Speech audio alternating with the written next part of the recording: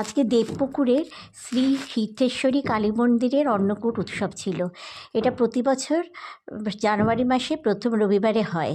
তবে এই উৎসবকে কেন্দ্র করে প্রচুর মেলা বসে, অনেকটা জায়গা জুড়ে মেলা বসে। দেখুন, এটা অন্নকূট, এটা অন্ন দেওয়া হয়েছে, মায়ের মুখ আঁকা।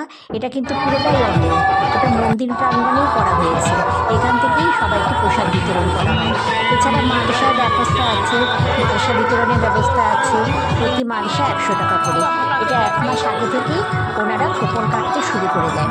আর যেহেতু দর্শনার্থীদের জন্য ভোরবেলা থেকেই খুলে যায় এটা, তো প্রচুর দর্শনার্থী আসেন, পুজো দেন। আমরাও পুজো দিয়েছিলাম, আমাদের একটু যেতে একটু দেরি হয়ে গেছে বলে প্রচুর লাইনে পড়েছিলাম।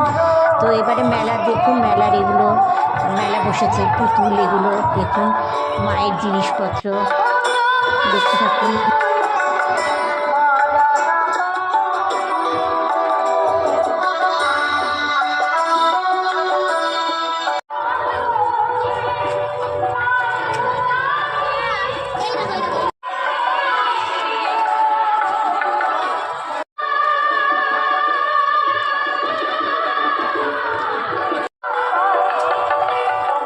এগুলো পাখির পালক।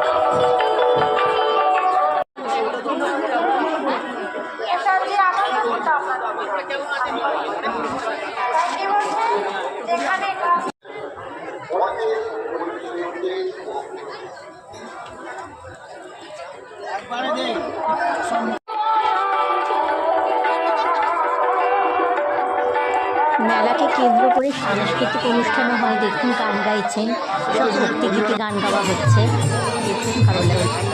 তবে মন্দিরে তো ফটো তুলতে দেওয়া যায়নি বলে ওটা অ্যালাউ না, তাই জন্য আমি আপনাদের মায়ের মুখটা দেখাতে পারছি না।